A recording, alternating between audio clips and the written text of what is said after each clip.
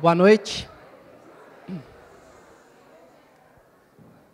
Boa noite a todos, a todas. Aqui, como costuma dizer o nosso diretor, né? Então, em nome da direção e da coordenação, mais uma vez eu agradeço a todos pela presença.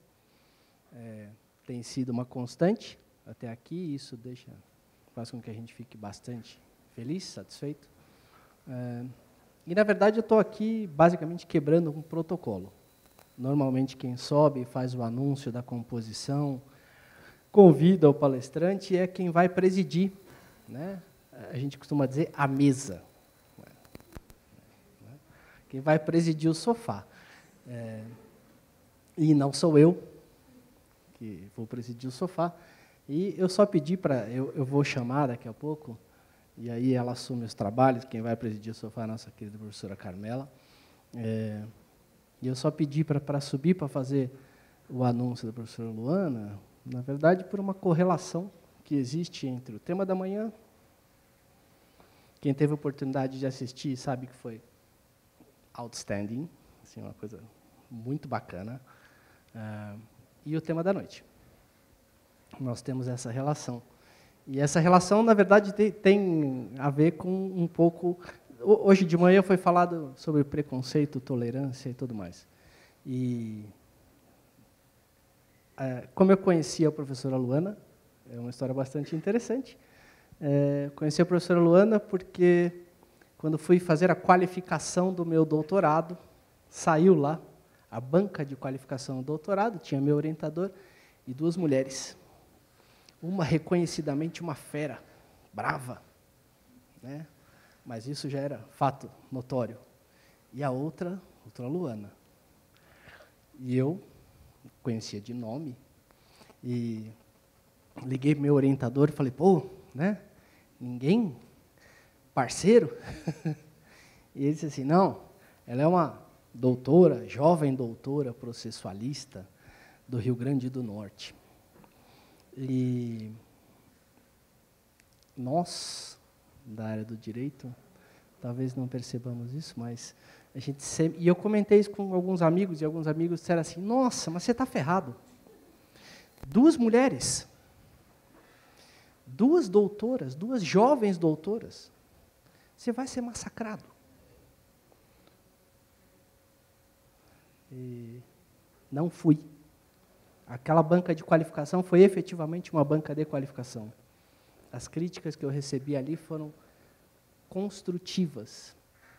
E a professora Luana, assim como a professora Pisol, à época, foram absurdamente generosas em suas considerações, dicas, e, consequentemente, tornaram a minha tese algo muito mais fácil depois de ser defendido, né? Então, havia ali, na minha tensão pré-qualificação, um preconceito, né, que foi derrubado. E, de certo modo, visto isso pela manhã, e é basicamente o que nós vamos tratar na noite de hoje, que já pedi a Luana, que depois se tornou uma querida amiga, já pedi até a Luana, a gente conversou a respeito disso, é mais um bate-papo do que uma palestra, né? E até em função disso, vocês vão ver as professoras que vão compor o sofá e não a mesa. Tomei uma bronca da Luana, quando eu falei para ela que era sofá. Vocês não pensam em mulher mesmo? A bronca está registrada, né? A gente vai pensar aqui em diante. Avisei as outras professoras, é sofá. Mas é exatamente disso que nós vamos tratar, bater um papo, e eu vou me retirar, vou me recolher a minha insignificância e vou deixar aqui só com as competentes doutoras que aqui estarão. Então, a professora Carmela vai presidir aqui o nosso sofá.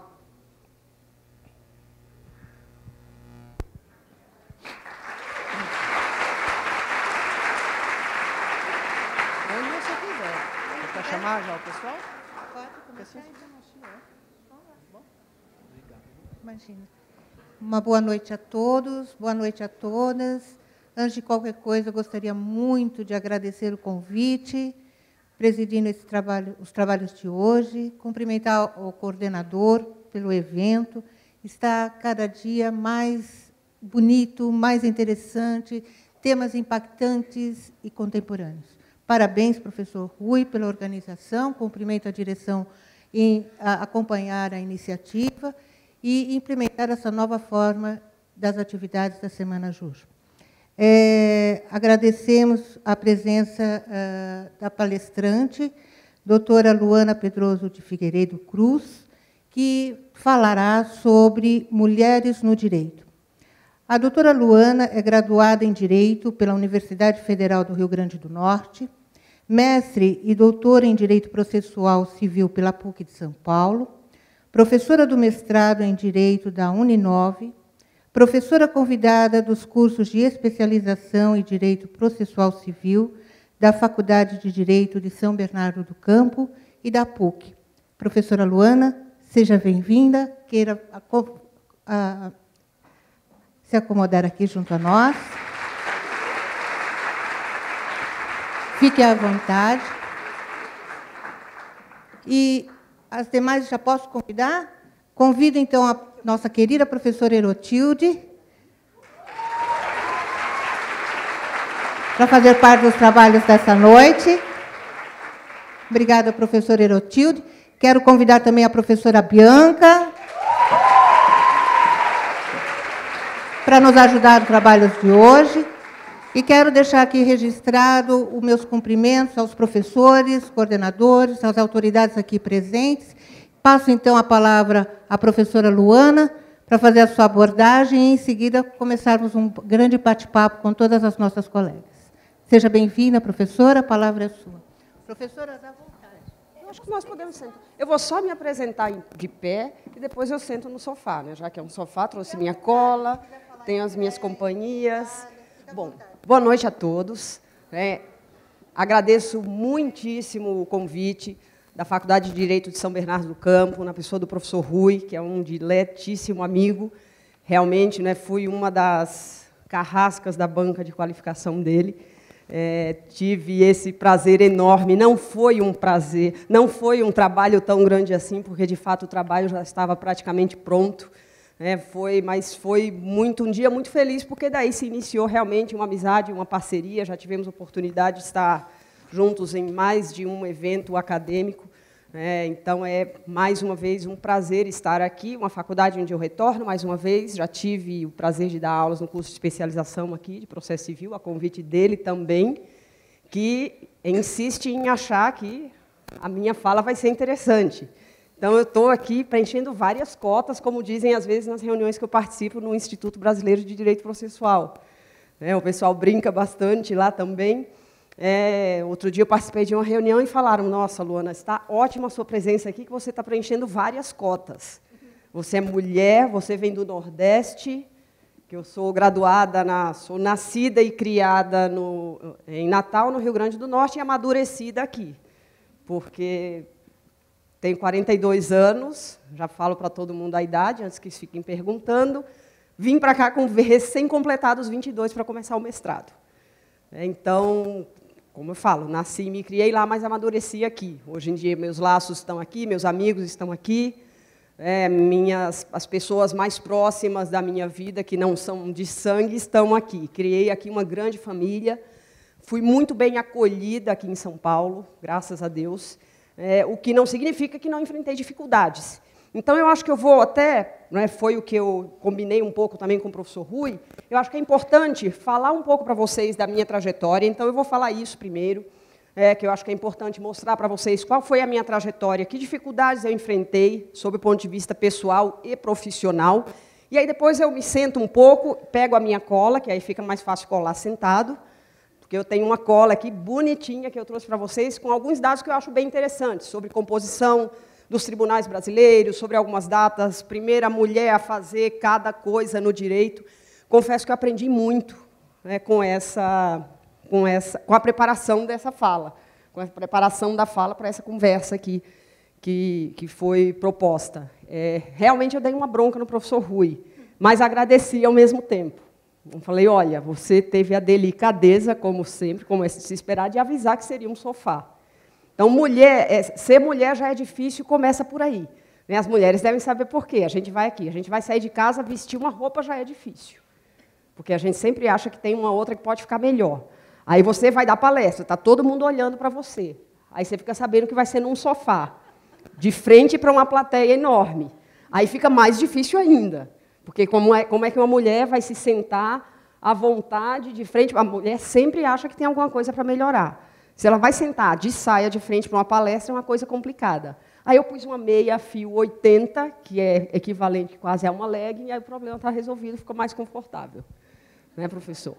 Então, já para começar para vocês, a primeira dificuldade que eu tive para a palestra. Segundo, que eu achei, é um tema bastante desafiador. Eu, como acabei de falar para vocês, eu sou professora desde sempre, porque eu cursei minha faculdade na Universidade Federal do Rio Grande do Norte. Eu era monitora concursada, na época que eu não sei como que funciona hoje lá, na época existia concurso público para monitor. Foi a única vez na vida que eu vi monitor exercendo atividade remunerada. Ganhava meio salário mínimo. Então, imagina, durante a faculdade, eu ganhava meio salário mínimo como monitora. Mas, como eu fiz Universidade Federal, e iniciei a faculdade em 93, a organização era um pouco diferente. Primeiro que tudo podia e tudo se arrumava de qualquer jeito. Então, isso significava que, como monitora, eu dava aulas regulares, às vezes para os meus colegas. O professor ia faltar, me avisava no dia anterior, amanhã eu vou, não vou, vai lá, te vira, dá aula. Só que eu ainda era aluna da faculdade. Mas eu dava aula, às vezes, para os meus colegas, às vezes para turmas de matérias que eu ainda não tinha visto. Então, eu já comecei a minha atividade acadêmica com grandes desafios durante a faculdade. Era bastante jovem, comecei a faculdade com 17 anos. Meus pais não eram ricos, apesar do que as pessoas olham assim, às vezes acham, está com o cabelo tingido de loiro, está arrumadinha. Era o que achavam quando eu cheguei aqui em São Paulo. Já tinha o cabelo tingido de loiro, então achavam que eu era filha de pai rico. Não sou filha de pai rico, tive que trabalhar durante a faculdade, fazia estágio, tinha um emprego na época na prefeitura. À noite eu dava aula de inglês, porque eu tinha que comprar os livros da faculdade, porque eu queria comprar bolsa, porque eu queria comprar vestido, porque eu queria viajar. Eu também vendia tudo que vocês podem imaginar na face da terra. Tupperware, Natura, Avon. Vendia livro também, porque só tinha na minha cidade, na época, uma única livraria que vendia livro jurídico, que era da faculdade, e tinha os livreiros. Rapidamente, apesar de eu não ser judia, tenho essa visão. Falei com o livreiro de um dos lugares lá que eu trabalhava, falei, olha, quanto que você ganha de comissão da editora? Ganho X de comissão, então tem uma proposta. A livraria da faculdade só divide em 3 vezes no cheque, porque na época não tinha cartão como tem hoje. A gente divide em 5, dá 5% de desconto e divide o lucro. Foi assim que eu comprei todos os livros da minha faculdade. Então, já desde a época, eu estou contando isso para vocês, porque eu sei que a maioria de vocês aqui, alguma dificuldade tem. Quem faz curso noturno, principalmente, normalmente o público que faz o curso noturno trabalha o dia inteiro, acorda cedo, trabalha o dia inteiro, faz estágio, vem para a faculdade à noite. Se não trabalha, está precisando trabalhar. Hoje em dia, todo mundo precisa. Então, eu acho que é importante falar um pouco disso para vocês também, não como mulher especificamente, como estudante de direito em geral. Minha vida também não foi fácil, tive que correr atrás de tudo desde o início da faculdade. Aí eu resolvi, aos 21 anos, quando eu estava terminando a faculdade, quase completando 22, que eu queria fazer mestrado e em processo civil, porque eu tive digo que foi um mentor intelectual, que foi o que hoje em dia é ministro do Superior Tribunal de Justiça, que é o ministro Marcelo Navarro Ribeiro Dantas. Eu considero que ele foi meu grande mestre, tanto no direito quanto na vida. Eu fui estagiária dele durante anos, na Procuradoria da República. Ele me instruiu com cultura, com música e com processo civil. Então, acabei sendo, de certa forma, influenciada por ele, resolvi fazer mestrado em processo civil, por mais que eu nunca tirasse 10 em processo civil. Tirava 8, 8,5. 7, 8, 8,5. Eu passava, nunca fiquei de DP, mas também nunca fui aluna nota 10. Nada está perdido. Piora isso daí. Por quê? Porque, além de não ser uma boa aluna em processo civil, eu resolvi que, se eu ia fazer mestrado em processo civil, eu não ia fazer em qualquer lugar. Eu quis vir fazer na PUC de São Paulo. Que, à época, pesquisei, vi que as pessoas que eu admirava, que escreviam os livros que eu gostava, estavam na PUC de São Paulo. Resolvi fazer o mestrado na PUC de São Paulo. Era uma universidade particular, eu não tinha dinheiro guardado, meu pai não era rico. E não tinha bolsa ainda. Vim para cá, literalmente, com a cara e a coragem.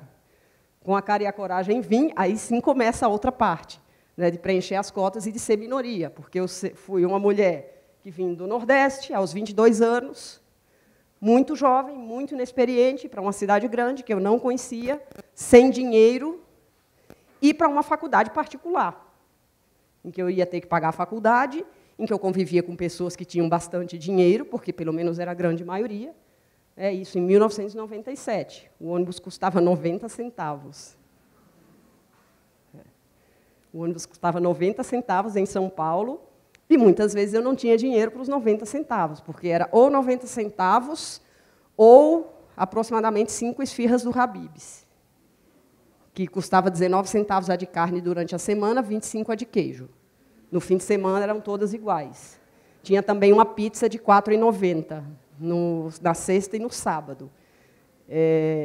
Tinha também miojo e tinha nuggets de frango de marca genérica, que foi a base da minha alimentação no meu primeiro ano aqui. Então, isso é para vocês terem uma ideia do cenário que eu encontrei quando eu cheguei aqui. E sempre gostei daqui desde o primeiro dia, porque aqui eu me senti, aí volto, aqui eu sempre me senti muito acolhida, sempre me senti muito respeitada. Eu vi que era um lugar em que se pode ter opinião, em que se cresce pelo trabalho, se cresce pelo esforço, se cresce pelo que se conquista realmente. Lógico, ouvia ou não ouvia, mas ficava sabendo de piadas de todos os gêneros a meu respeito, ou de questionamentos de gosto duvidoso. Exatamente por isso, porque eu era jovem e a mulher encontra esse tipo de preconceito. Aposto que as minhas colegas, em algum momento da vida, passaram por alguma coisa assim, porque tem-se aquela... existiu durante muito tempo o preconceito de que mulher, ou ela é bonita ou ela é inteligente. Eu não me acho nenhuma Gisele Bündchen, mas sei que eu não sou particularmente feia. Nenhuma das mulheres aqui também é feia. Então, elas devem saber que já passaram um pouco em algum momento da vida. Mulher, ou ela é bonita ou é inteligente. Se ela é bonita, ela não pode ser inteligente. Se ela é bonita e ela está em algum lugar de destaque, vocês já imaginam o que é que vem. Hã? Aí é porque ela passou pelo sofá. De alguém, não o dela. Então, tudo bem, essa aqui é uma palestra jurídica, uma palestra de mulheres no direito, então eu vou sentar no sofá agora. Agora eu vou sentar no meu sofá. Então, foi isso, não é? O que é interessante eu dizer assim, eu passei por esses dois lados quando eu cheguei aqui, mas o lado ruim não era uma característica da cidade de São Paulo, é uma característica da nossa sociedade, que hoje em dia, graças a Deus, muda cada vez mais. Nós já temos uma evolução muito grande nesse sentido. Hoje em dia, a gente vê que... É engraçado até ver que a gente começa a perceber uma coisa já a um extremo. Na minha época, já existia um equilíbrio. Na época da faculdade, já existia um equilíbrio entre o número de mulheres na faculdade de Direito e o número de homens.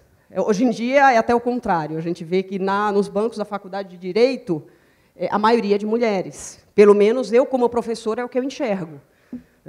Ainda que eu não vá... Confesso que eu nunca fiz na ponta do lápis, nunca coloquei na ponta do lápis quantas mulheres e quantos homens eu tenho, mas só pela memória visual que eu tenho, nós temos uma maioria de mulheres.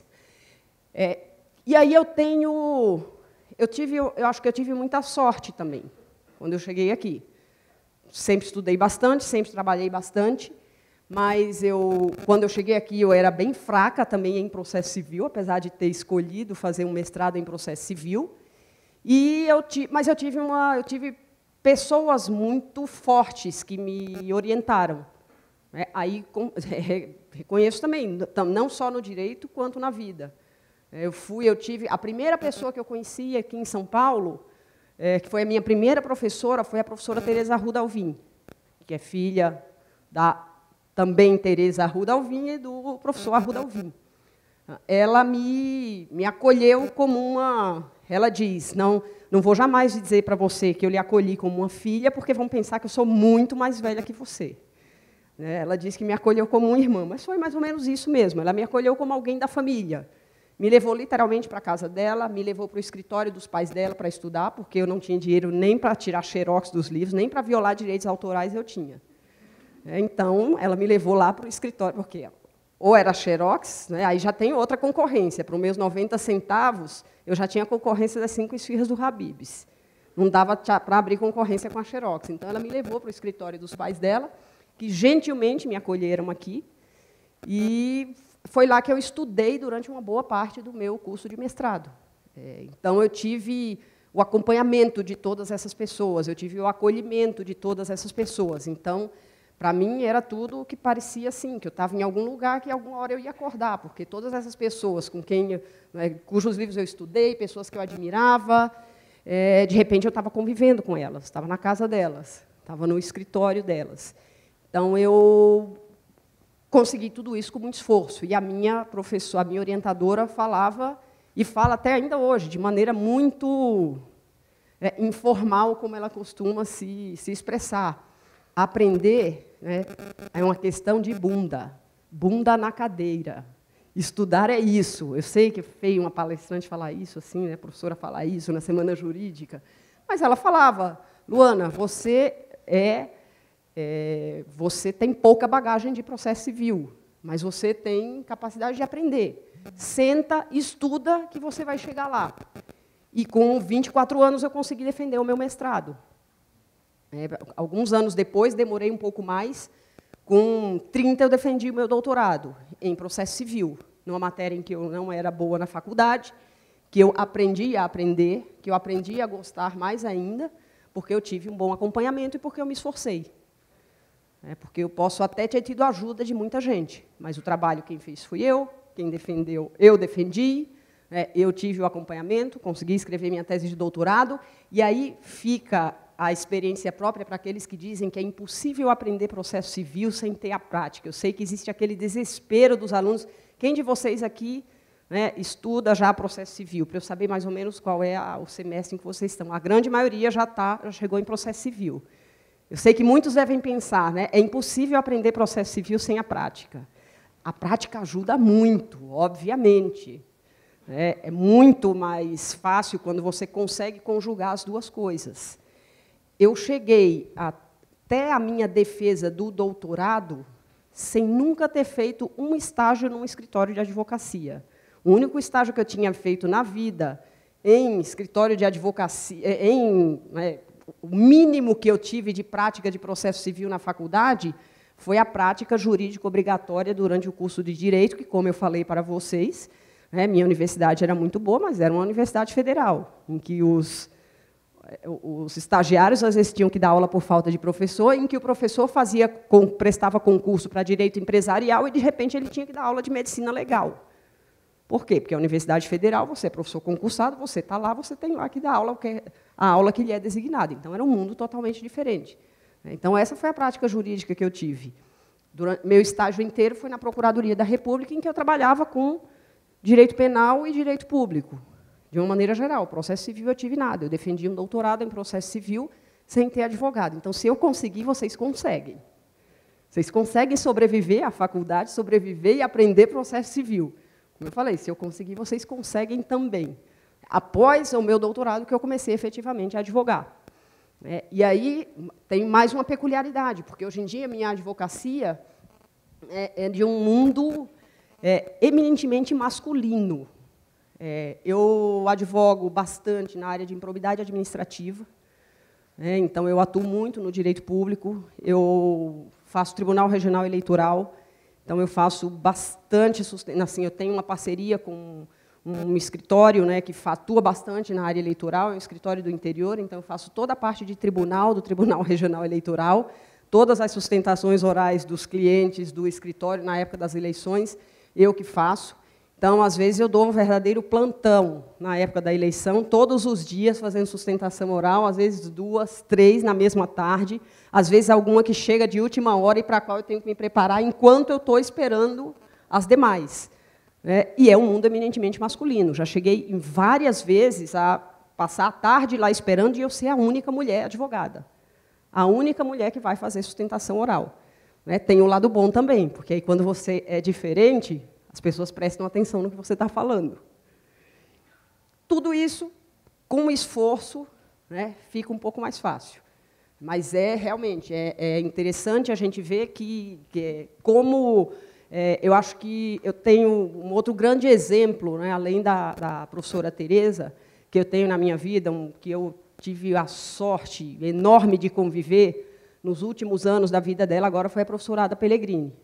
A professora Ada Pellegrini Grinovre. Eu trabalhei um pouco com ela, dividi turma com ela no curso de mestrado, tive o privilégio enorme da convivência com ela, que ela sempre foi uma mulher muito peculiar em tudo que fez, inclusive em suas opiniões.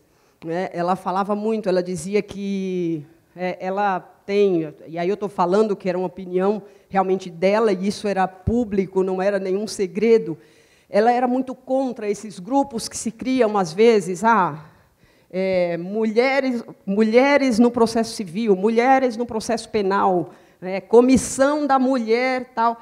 É engraçado, ela falava, a maneira dela lidar com isso era totalmente diferente, porque ela dizia, olha, eu acho que quer ser uma mulher processualista, seja mulher, estude processo. É igual aquelas coisas que tem na internet, que você vai ver. Quer mulher, você quer ter um corpo de praia? Seja mulher, vá à praia. Então, era isso que ela falava com relação ao processo civil.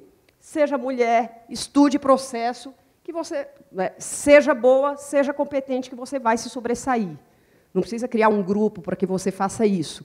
Estou dizendo, não é necessariamente a minha opinião, mas era a opinião dela, as pessoas que...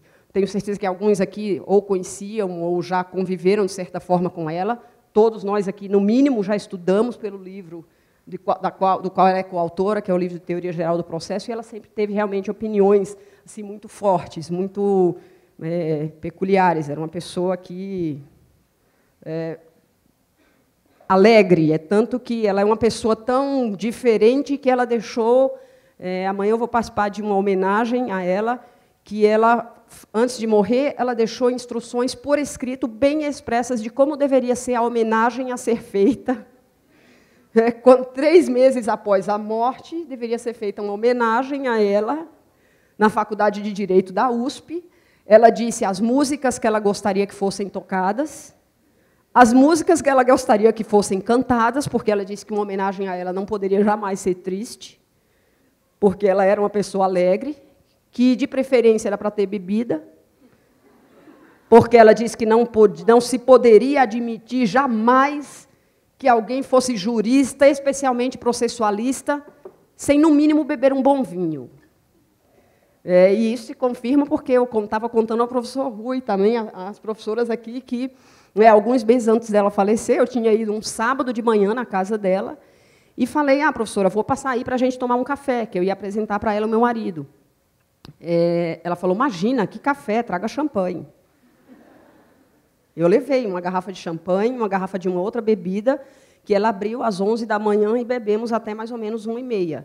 Nesse meio tempo, ela bebeu o café, bebeu o champanhe, bebeu outra bebida e deve ter fumado uns 2 maços de cigarro.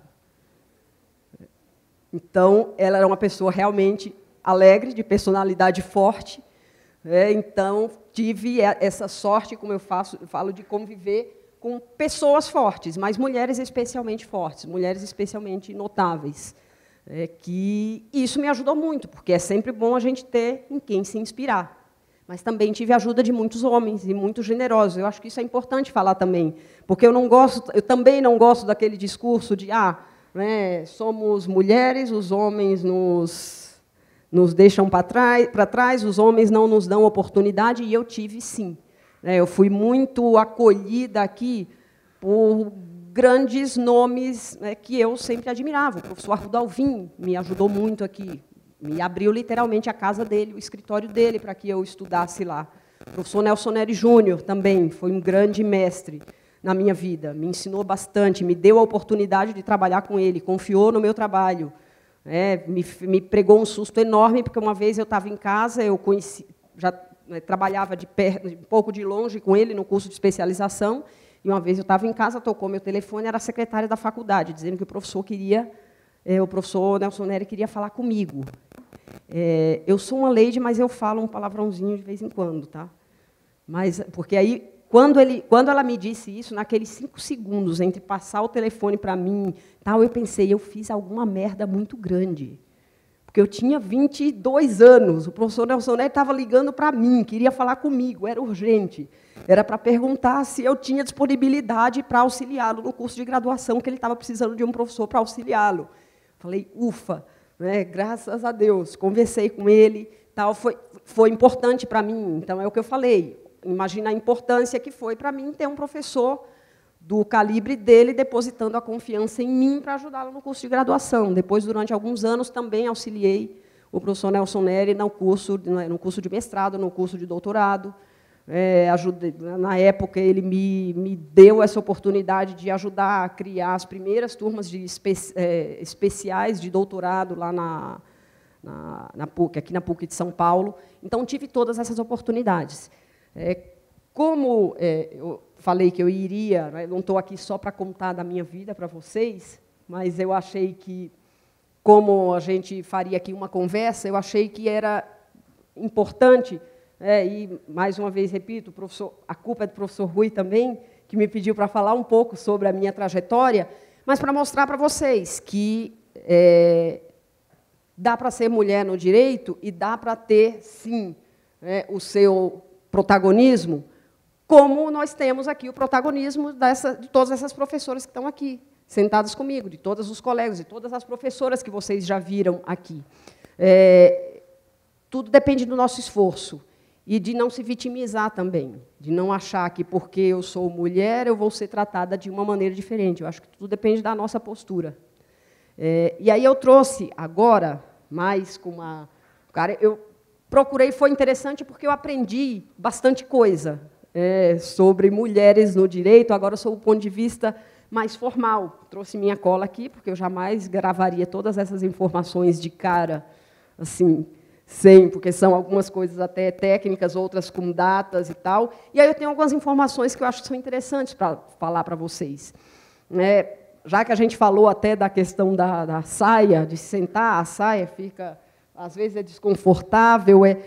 Eu comecei a puxar na internet alguns dados interessantes. Aí me veio uma notícia da Folha de São Paulo, 25 de abril de 2000.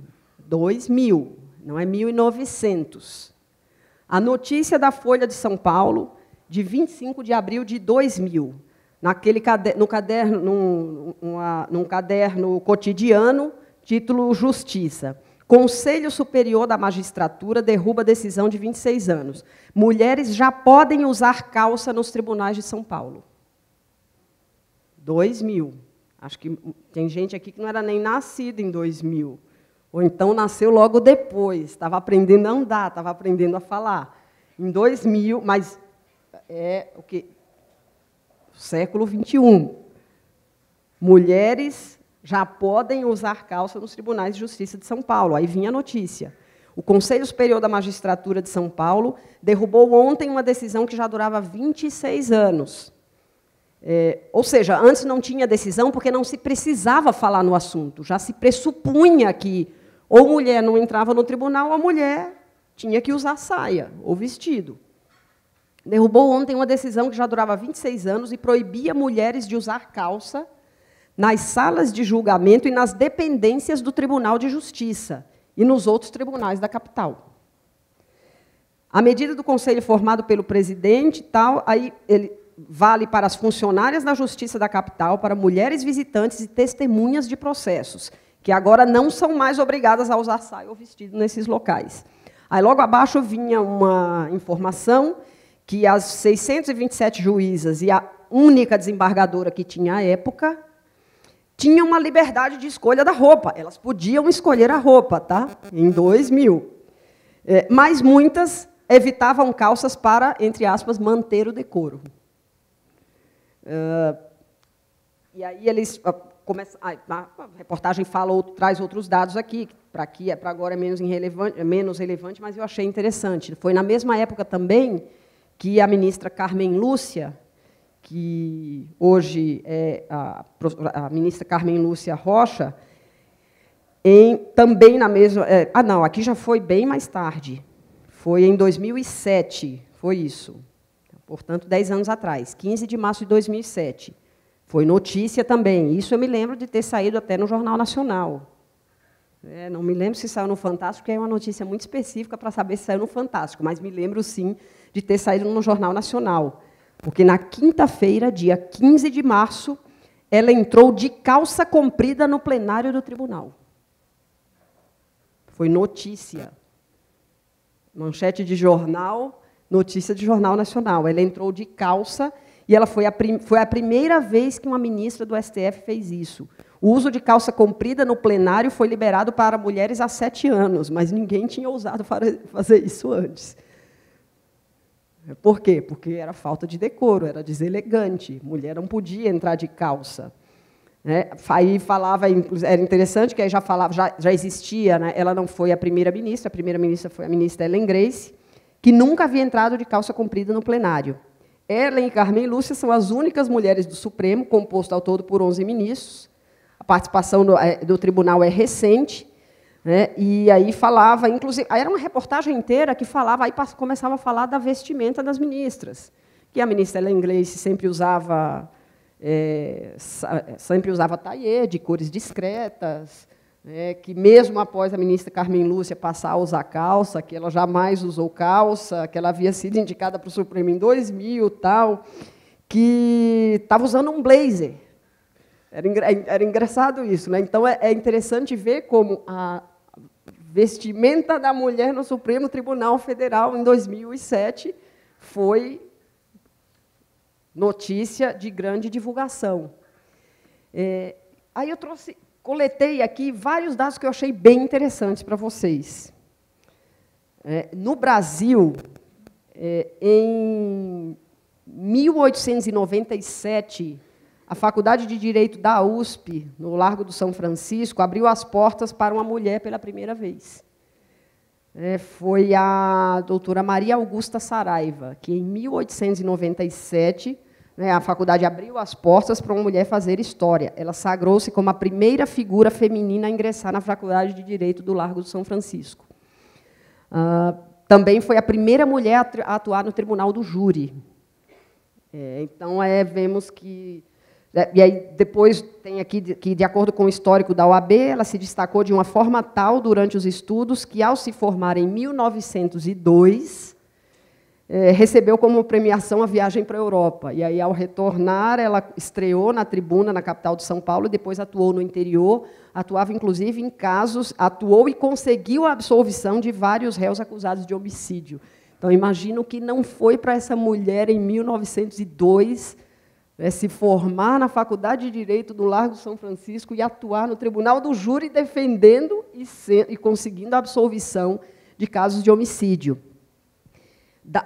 Na mesma época, mais ou menos, tem também a doutora Mirtes Gomes de Campos. Foi uma outra mulher que se destacou também. E aí a gente tem, talvez porque a época é um pouco, as informações não são tão precisas, né, ela teria concluído o bacharelado aqui em Direito em 1898, ou seja, ela teria concluído, então, lá no Rio de Janeiro, a faculdade, antes da Maria Augusta Saraiva entrar na Faculdade de Direito da USP aqui. Só que tem um detalhe, que olha que coisa interessante. Por conta do preconceito, foi só em 1906 que ela conseguiu legitimar-se profissionalmente, quando ingressou no quadro de sócios efetivos do Instituto dos Advogados do Brasil, que era a condição necessária para o exercício profissional da advocacia na época. Então, ela passou quase 10 anos depois de formada, passaram-se quase 10 anos depois da graduação para que ela conseguisse o registro profissional para atuar como advogada.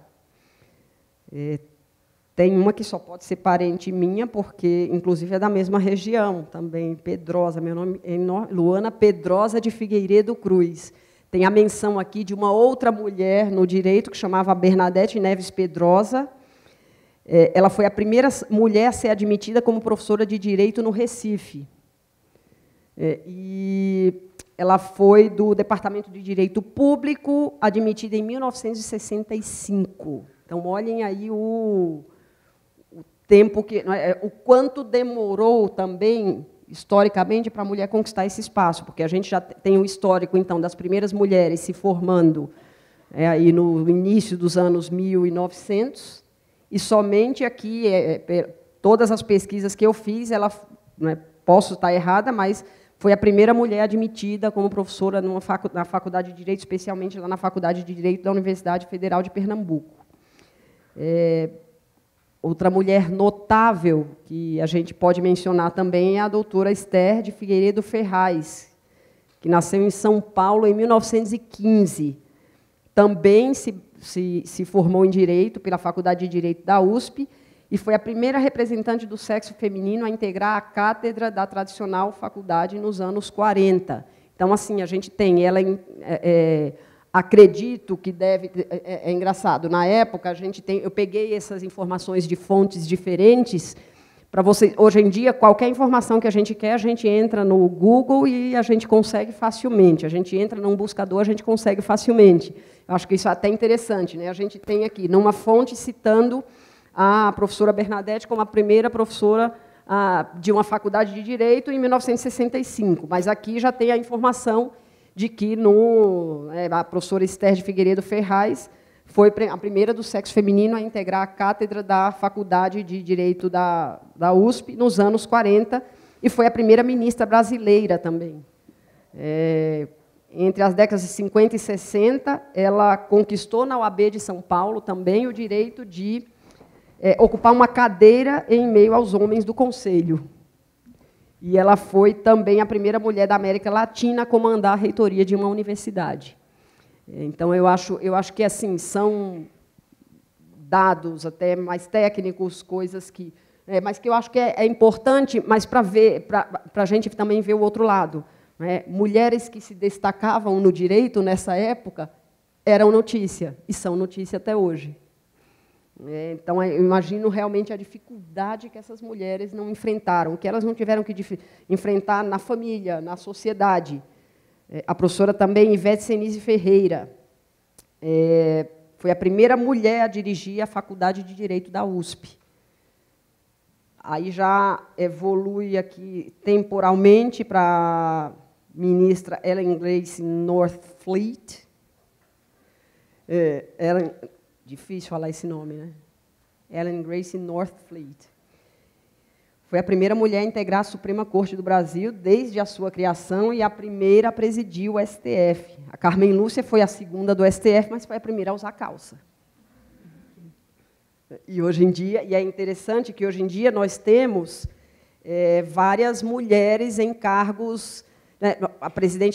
O STF é presidido por uma mulher, o STJ é presidido por uma mulher, a Advocacia Geral da União também tem uma mulher, e Procuradoria-Geral da República, uma mulher. Saiu até na Folha de São Paulo de hoje também, que a ministra Carmen Lúcia se reuniu com várias mulheres que têm funções de chefia no Poder Judiciário.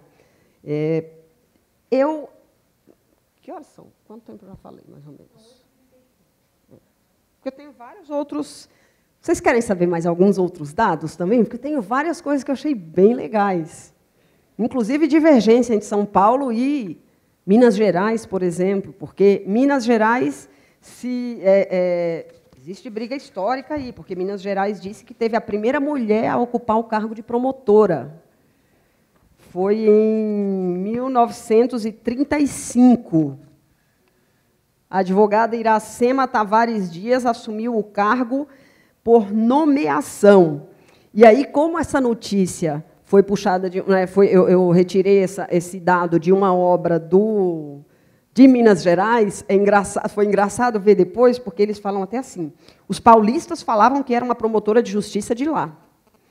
a doutora Zuleika Sucupira, mas, pelos registros, a doutora Iracema já ocupava o cargo em Guaranésia, quando a doutora Zuleika estava na Faculdade de Direito. Aí depois eu consegui resolver o problema, resolver a divergência aqui. É porque a doutora Iracema Tavares Dias, em 1935, ela foi a primeira nomeada, mas a doutora Zuleika Sucupira, ela foi a primeira promotora concursada.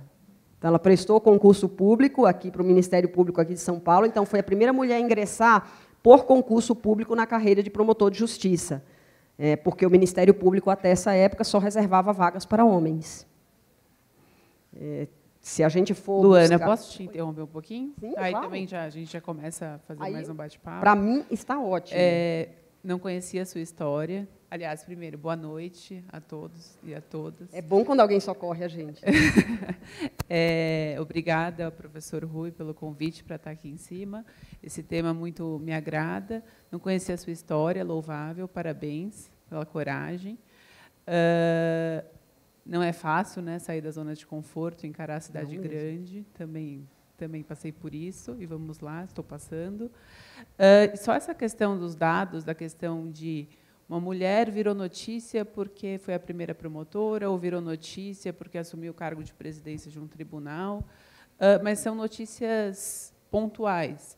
Analisando-se as estatísticas, ainda a maioria dos cargos de chefia ficam nas mãos de homens, né?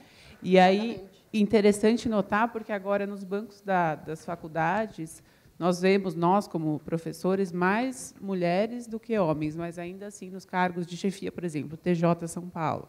Não tem, eu trouxe esse dado aqui. Isso O TJ de São Paulo, salvo engano, nunca foi presidido por uma mulher. No órgão especial não tem nenhuma mulher. Então, no órgão especial, que é o órgão máximo do Tribunal de Justiça de São Paulo. Porcentagem homem e mulher você tem, não? Eu não tenho porcentagem, mas eu tenho os números que eu fiz aqui. Bom, né? mas Num total de 350 desembargadores, mesmo porque nós temos os desembargadores e aqueles juízes que atuam em segundo grau, mas desembargadores mesmo são 357, 27 são mulheres apenas. Então, olha que número assustador. Então, tem um grupo do Ministério Público de Minas, que eu tomei notícia, eles ainda acho que não divulgaram o trabalho escrito, fazendo esse balanço. Qual a composição homem e mulher dos órgãos de segundo grau e da chefia do Ministério Público. E o número é assustador. E a maioria de mulheres nos bancos da faculdade. Então, ministros do STJ, 33, 6 são mulheres. Então, talvez investigar, eu não sei se você chegou a fazer essa pesquisa das causas que levam a isso. E aí poderíamos tatear várias, enfim. Aí eu acho, não vi nenhum dado científico sobre isso, mas vi muito estudo, e é engraçado mesmo. Isso quando a gente ainda, no direito, a gente ainda está engatinhando em pesquisa, em estatística. Essa é uma dificuldade, parece que nós do direito temos, que estamos começando a se transpor. Eu acho que o CNJ tem um papel muito grande nisso, em trabalhar com estatística, trabalhar com números. Mas o que a gente consegue captar e da vivência com mulheres que chegam em funções, né, de protagonismo, de destaque, é o preconceito mesmo, é a dificuldade de se aceitar o diferente. E a mulher, durante muito tempo, foi o diferente. A mulher não é mais o diferente nos bancos da faculdade. Mas durante quantos anos a mulher não foi o diferente? Né? Nós temos, naturalmente, somos humanos. A gente tem dificuldade em aceitar aquilo que não é pré-determinado nas categorias. Eu acho que isso deve ter sido bem falado pela manhã, né, com a palestra da professora Tatiana. É uma dificuldade nossa, somos humanos. Também eu acho que não há de se apontar o dedo, não é simplesmente porque eu vejo que nós estamos conseguindo mudar isso. A coisa está mudando aos poucos, engatinhando ainda, mas está mudando. A gente vê que os homens de hoje já têm uma cabeça diferente. E aqueles que tinham uma cabeça um pouco mais preconceituosa anteriormente, eu também acho que não se tem que apontar o dedo e dizer que eles são culpados por pensarem assim. É assim que a coisa era antes. Como é que se faz jurisprudência? A gente se faz jurisprudência pela insistência dos advogados, porque a gente insiste em pensar diferente, a gente interpreta a lei. Advogado é bicho criativo. Nós do direito somos muito criativos, a gente vê uma brecha em tudo, a gente vê jurisprudência não se faz assim. Eu acho que o protagonismo da mulher a igualdade numérica vai acabar se fazendo assim, com muito esforço ainda temos muito a caminhar. Mas eu acho que a razão é puramente essa mesmo. É o que eu falei, não temos dados estatísticos, não temos, eu acho que ainda nenhum estudo concluído sobre isso, mas é o que a gente enxerga da realidade, porque se a gente tem, nos dias de hoje, um número equilibrado, e às vezes até um número maior de mulheres no banco das faculdades, como é que eu tenho, no STJ, de 33 ministros, 6 mulheres, STF, de 11 ministros, 2 mulheres. Superior Tribunal de Militar, tem uma mulher. E ela já foi, inclusive, presidente foi a única, em 206 anos de existência do tribunal, e já foi presidente do Superior Tribunal Militar, a doutora Maria Elizabeth Guimarães Teixeira Rocha. Composição do TJ de São Paulo, como eu falei, no órgão especial não há nenhuma mulher, num total de 357 desembargadores, temos 27 mulheres. No Tribunal Regional Federal da Terceira Região, que é a região de São Paulo, de 42 membros do Pleno, 11 são mulheres. Já é até uma proporção maior do que o Tribunal de Justiça. No Tribunal Regional Eleitoral, entre membros efetivos e substitutos, são 13, apenas 2 mulheres. Uma vem da vaga de juízes do TRF, que é a doutora Marisa Ferreira, e a outra, a doutora Cláudia Fanucchi, que vem da vaga dos juízes do Tribunal de Justiça. Então, realmente, são dados, quando a gente pega dados dos tribunais, são muito ainda desiguais, professoras. Não, é que, de todos esses dados, eu também, de novo, vou interrompê-la, desculpe. Boa noite a todos, os meus alunos. É um prazer estar aqui. Muito obrigada, professor Rui, pelo convite. Mas, dos dados estatísticos que a professora colocou, ela esqueceu de falar de um tribunal. O Tribunal Superior do Trabalho. Que é justamente o tribunal que abre as portas para o diferente. E eu acho que o grande diferencial do seu trabalho é o concurso. No concurso da magistratura, eu não cheguei a prestar para a magistratura estadual, mas vários amigos meus, na época, prestaram no concurso da magistratura estadual. Na magistratura do trabalho, junto comigo, passaram um senhor que tinha mais de 60 anos, na época, aposentado do Banco do Estado de São Paulo. Pessoas de orientação homoafetiva. Ninguém tinha nada a ver com isso. O seu trabalho não se preocupa com isso. O seu trabalho se preocupa se a pessoa tem o perfil para lidar com questões trabalhistas ou não. Então, assim, se for pegar os dados estatísticos da Justiça do Trabalho, nós estamos meio a meio. Tem 50% de homens e 150% de mulheres. Já tivemos algumas presidentes do Tribunal Regional do Trabalho aqui da 2ª Região. A composição, na última legislatura, eram as 4 pessoas que presidiam o Tribunal Regional do Trabalho da 2ª Região, que é o maior tribunal do Brasil, eram mulheres. Atualmente, das 4 pessoas que presidem, 2 homens, o vice-judicial e o presidente, e 2 mulheres, a vice-administrativa e a corregedora. Então, o sentimento que eu tenho, assim, falando também da minha experiência, assim como a professora colocou a experiência dela, nós temos algo em comum, porque, apesar de ter nascido aqui em São Bernardo, os meus pais são nordestinos, meus pais são baianos. Meu pai nunca frequentou escola, minha mãe teve a oportunidade de ter professor. Minha mãe era rica para a região, porque o pai dela pagou professor particular. Tinha professor particular, era rica. Era rica. Mas eu também sou baiana, porque quando eu cheguei aqui, sempre perguntava se não era paulista nem carioca, é a baiana. É a baiana. Mas uma coisa muito italiano, né? Uma coisa muito interessante do meu pai, com toda a pobreza de onde veio lá da seca, é que ele teve 4 filhos, 3 meninas e um menino, e ele nunca falou que mulher tinha que casar. Ele dizia para a gente que a gente tinha que ser independente, para a gente poder fazer o que quisesse, que a gente pudesse se casar se quisesse, ter filhos se quisesse, e separar, se fosse o caso, tendo independência para fazer tudo isso. Eu acho que a libertação da mulher é até poder ser mãe, porque está com vontade de ser mãe. Eu acho que a libertação da mulher não é só eu vou ser grande profissional e ponto. É a realização do que ela quer fazer e ponto. Se ela quer ser mãe e quer vir para a faculdade, como tem muitas meninas que sim, são mães, estão aqui na faculdade. Se ela quer casar e ser dona de casa, é a liberdade dela, sem que ninguém possa apontar o dedo, porque você é dona de casa, é a vontade dela. Claro que não. Então, assim, a partir do momento em que você pode escolher, isso eu acho maravilhoso, isso é libertador. E a Justiça do Trabalho... geração é assim. Eu acho que isso é uma conquista de gerações anteriores, que chegou nessa geração assim, a ponto de pessoal almoçando lá em casa, uma coleguinha da minha filha, tia, a gente ama pessoas. Né? A gente está aqui livre para amar pessoas, para gostar de gente, para ser livre e ponto. E o concurso, eu acho que foi um grande diferencial, porque os meus colegas que prestavam o concurso do Justiça Estadual, no exame oral, as perguntas eram pessoais. As perguntas eram, você tem 25 anos e não se casou, por quê?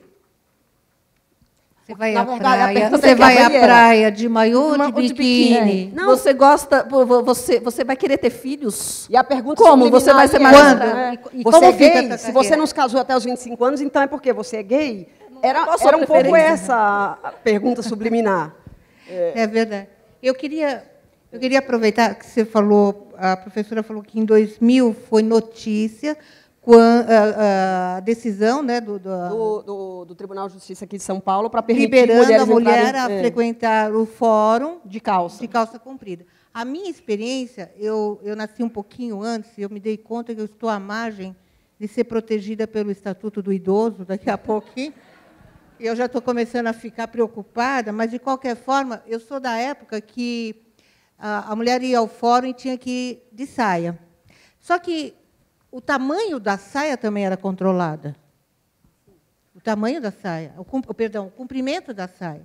Eu me lembro que era garota, eu também tinha lá meus 20 anos, doutora, e eu tinha a vaidade de... Nós usávamos a saia mais curta, então nós enrolávamos a saia para ficar curtinha, quando chegava perto do fórum, nós ficávamos de olho se o guarda estava lá e abaixava a saia para poder chegar no fórum e entrar. Ele tinha uma régua, uma espécie de uma réguinha, e ele vinha medir o comprimento da saia. Era assim. Então, a notícia não é só pelo uso o fato de você poder frequentar o fórum à vontade, com bom senso, evidente, mas que pudesse ir trajada com calça. E que a mulher pode estar bem vestida, bem trajada, de várias era maneiras. Medida a saia, o comprimento da saia era extremamente constrangedor, né? Uma outra coisa que eu dei uma olhada e que me chamou a atenção é que, num levantamento em 2014, no Poder Judiciário, 36% são mulheres. Agora, o que me chama a atenção é que, na progressão da carreira, chegam a ser desembargadores, primeiro que 36% apenas, né? E 21% chegam a ser desembargadoras e apenas 18% chegam a ser ministras. Então, me chama a atenção essa progressão. E a promoção da é por antiguidade e por merecimento também. Que então, é igual. Ou seja, por que ela não chega? O que está acontecendo? Ela não tem merecimento? Me parece que não. Parece que o que a gente fala, pelo menos na minha geração, fala, olha, a mulher sai para a carreira jurídica, cada dia ela mata um leão. Né? A dificuldade é intensa.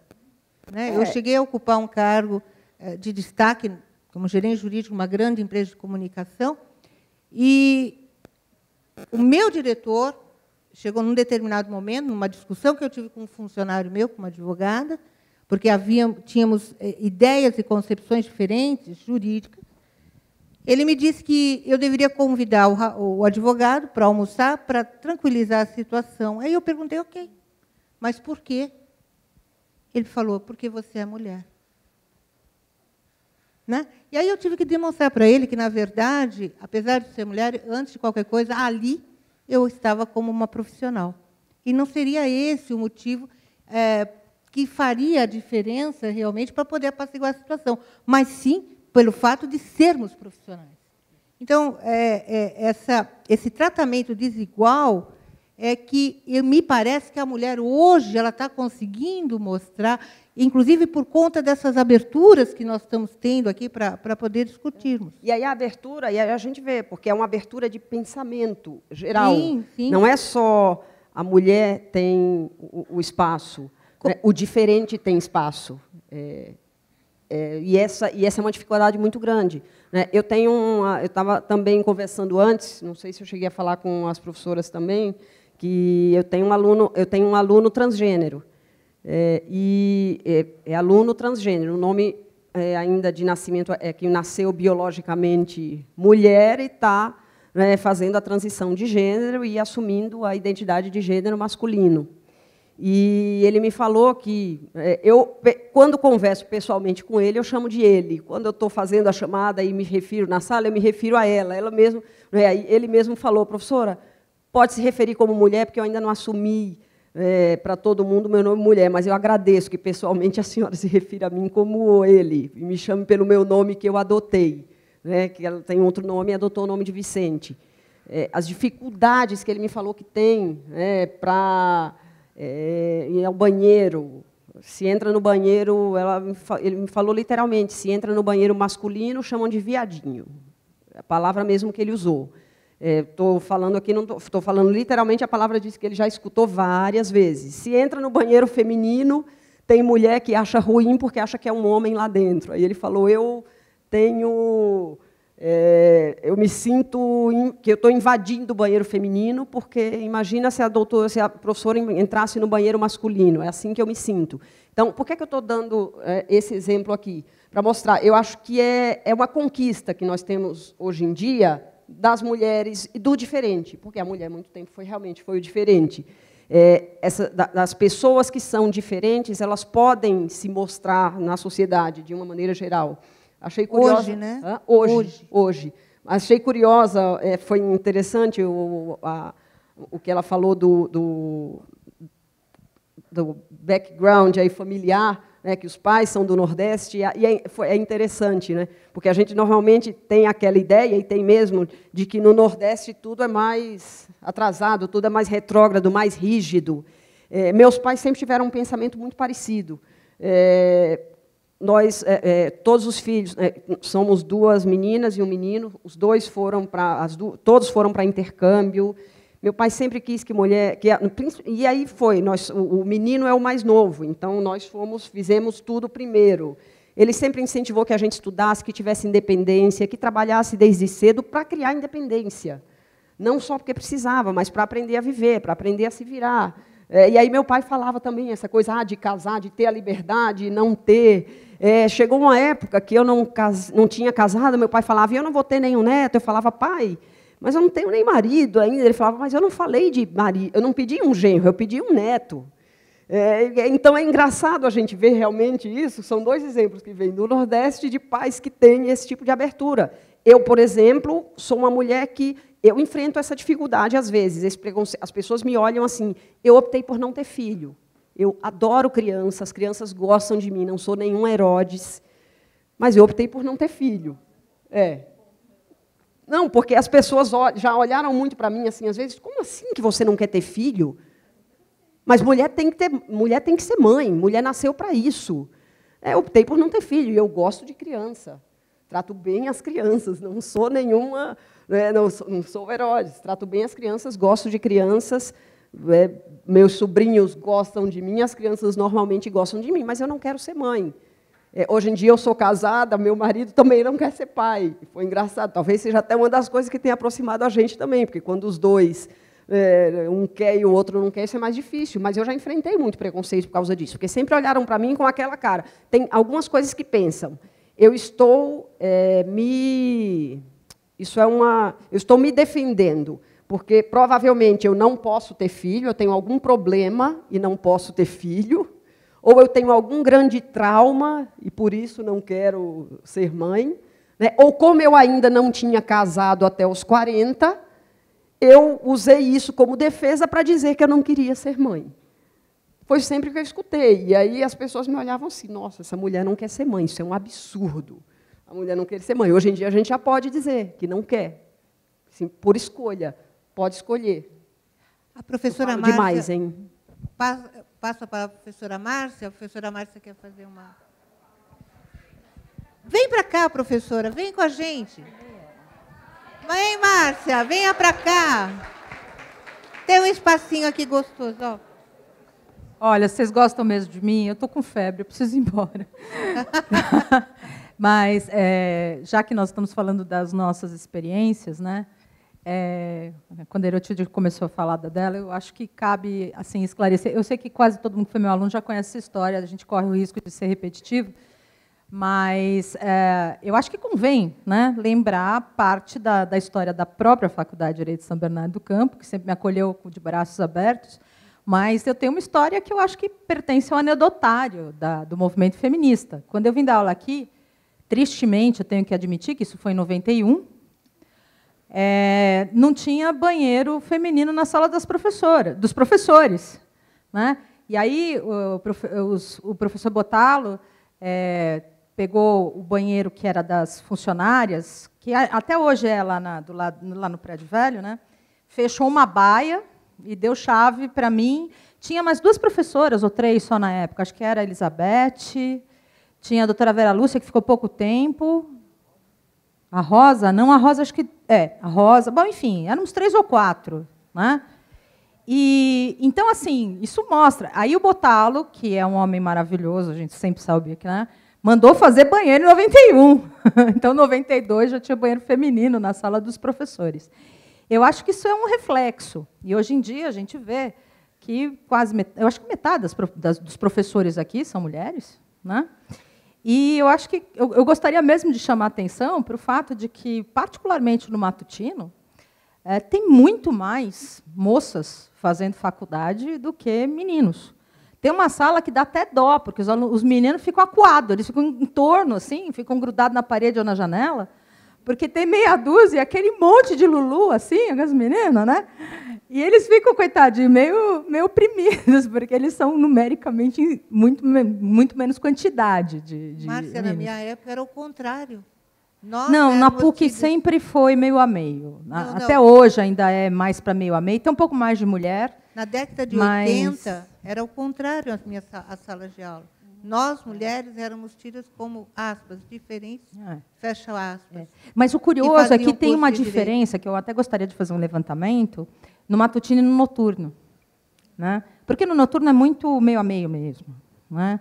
Mas no matutino, não é este ano, já faz algum tempo que os matutinos têm uma quantidade substancialmente maior de moças prestando vestibular, ou passando no vestibular, né? Ocupando os bancos aqui da faculdade. Eu só queria contar essa história, porque eu acho assim, estamos falando de juízas, né, magistradas, advogadas, então, tem um outro grupinho de pessoas que trabalham na esfera jurídica, que são as professoras de direito, né, e é uma atividade importante, então, só queria chamar a atenção que a gente está aqui. Né? Só isso. Muito bem. Obrigada, desculpa a intervenção. Não, e assim, para falar mais um pouquinho, eu não sei se as meninas se coadunam com isso que eu vou dizer agora. As meninas que são um pouquinho mais velhas e que já são mães. A gente tem uma carga de trabalho absurda. E, nisso, sim, não vejo preconceito, mas eu vejo um excesso de trabalho. Carmela deve saber o que eu estou falando. Porque a gente tem... Eu acordei hoje às 6 da manhã, ajeitei meu filho, minha filha, graças a Deus, não precisa ajeitar, que ela tem 15 anos, para ir para a escola. Teve uma comemoração do Dia do Idoso hoje na escola, então eu fiquei lá até às 9h40, eu tinha que estar aqui às 11h, isso porque eu posterguei as audiências para o período da tarde para conseguir estar aqui às 11h, e tinha que estar aqui de novo às 17h, que não consegui, eu cheguei aqui às 18h. Então, a carga... Eu vou chegar em casa quase meia-noite. A carga para a mulher é uma carga que não é preconceito. Eu sei que muitos homens ajudam. O meu ex-marido me ajuda, ele, quando era marido, me ajudava, como ex-marido me ajuda também. É isso. Pois então, professora. É isso que eu estou falando. Não, mas é isso que eu estou dizendo. Não é igual. Porque o nosso carga, hábito eu é tô dizer querendo, ajuda. E é isso que eu quero Tem que mostrar. compartilhar, né? E não ajudar, não é E verdade? é isso que eu quero mostrar, é ajuda. Eles não encaram como obrigação. É o que eu estou querendo mostrar justamente. A obrigação... Porque não encara como obrigação, como dividir tarefa. Isso, Vou a ajudar. Carmela, eu acho que é meio que testemunha, e as meninas que são um pouco mais velhas e que têm filhos, podem testemunhar isso também. Não encaram como obrigação, encaram como ajuda. Não encara trabalho doméstico como divisão de tarefa. Sim, eu ajudo mas- a mulher em casa, eu lavo a louça. Mas Nossa, não é um é herói. mas Lava a não é louça. essa a realidade. A realidade nossa aqui é a realidade de que o homem ajuda. E olha como é bonzinho, porque ele ajuda. Isso, é o herói, lavou a louça. Lavou a louça. Mas eu acredito que a responsabilidade dura mesmo do dia a dia é nossa. É nossa. Então, assim, é a nossa de ser uma boa profissional lá, fazendo as audiências, é a nossa de ser boa profissional aqui, dando as aulas, ministrando as aulas, e é a nossa se tiver com febre. Se eu tiver que estar aqui na faculdade e não tiver com quem deixar, ele vem comigo. E assim, eu tenho presenciado isso, muitas alunas tendo essa mesma realidade, de assumirem a maternidade, acaba sendo a responsabilidade da mãe, e para o pai é um coadjuvante, o pai ajuda. Mas eu acredito que...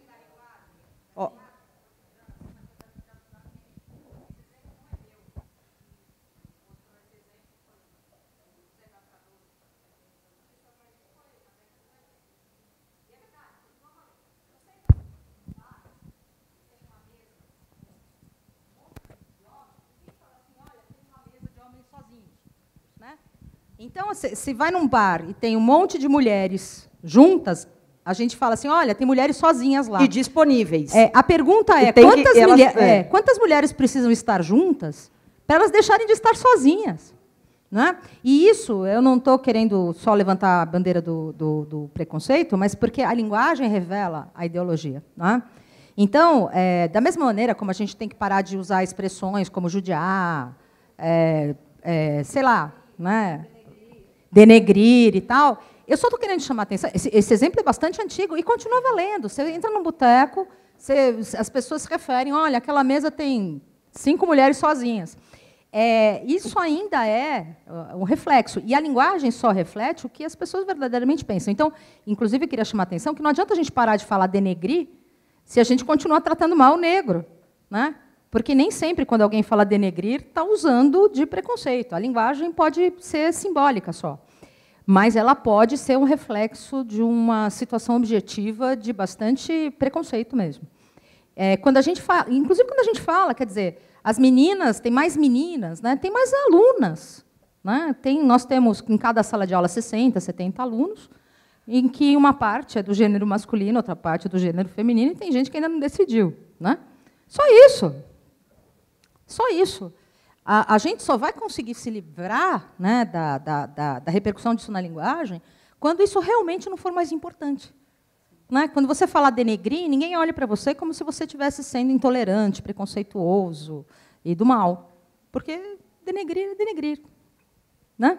Virou uma palavra da língua portuguesa, sem necessariamente esse conceito. Mas a gente continua tendo essas coisas, as mulheres sozinhas, né, uma série de demonstrações. E você está falando da tripla jornada. Né? Eu acho que as mulheres são muito responsáveis por isso, né, de certa maneira, porque quando a mulher tem filhos, tem casa e tudo mais, ela toma para si a responsabilidade e continua encarando como se o cara fosse super legal se ele lava a louça.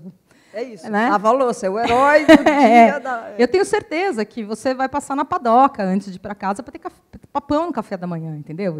Ou se tem, é porque você comprou ontem, ou anteontem. Quer dizer, é muito difícil a gente transferir essas responsabilidades, e eu acho que as mulheres são muito responsáveis por isso, porque a gente continua assumindo isso como responsabilidades nossas. De certa maneira, a gente tem que tomar consciência disso e começar a parar com essa coisa de olha como ele é legal porque ele ajuda. Né?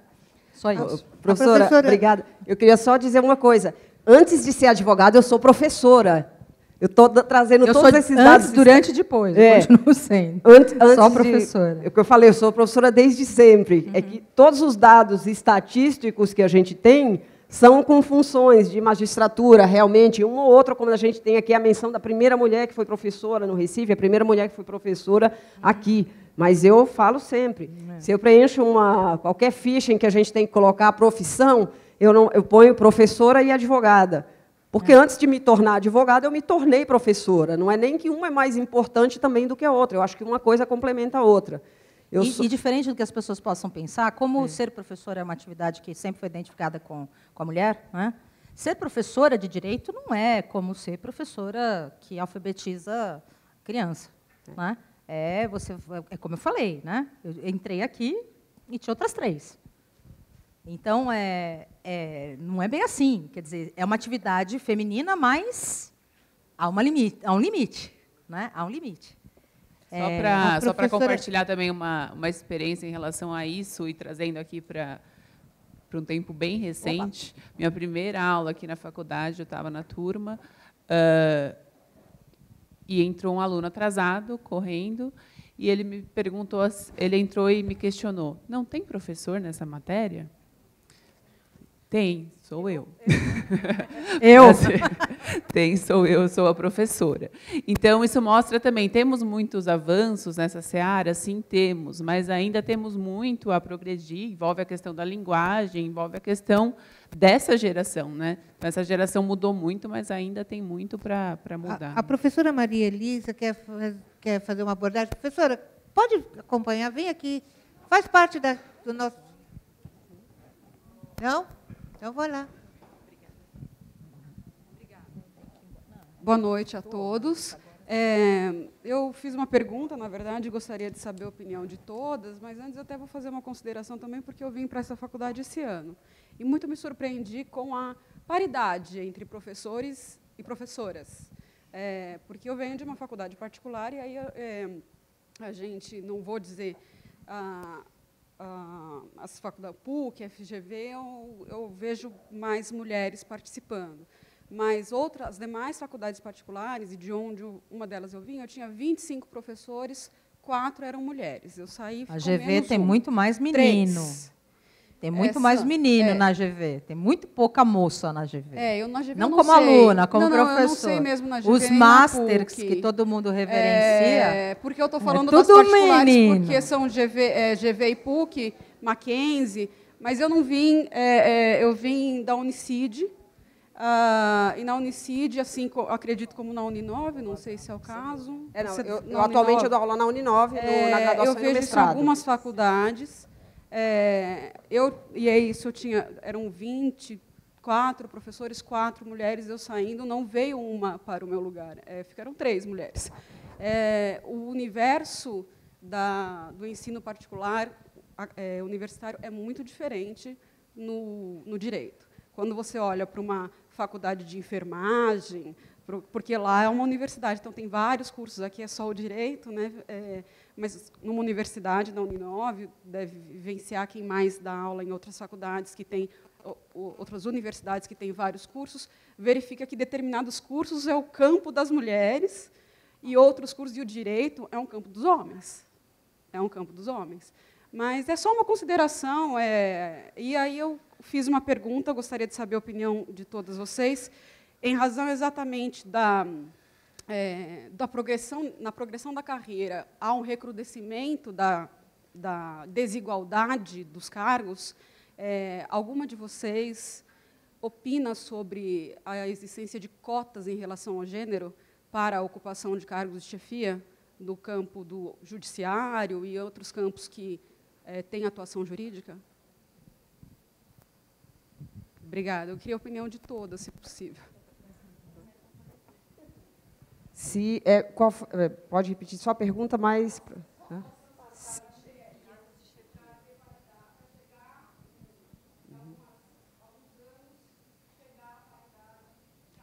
Cota na promoção, então, né? Cota de promoção. Cota na promoção da carreira.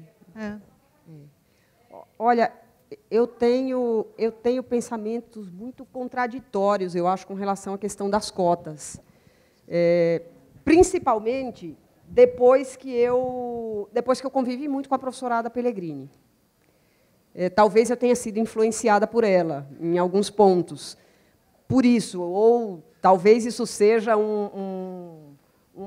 até uma sequela de dizer, nossa, acho que o protagonismo ele tem que ser conquistado e não imposto.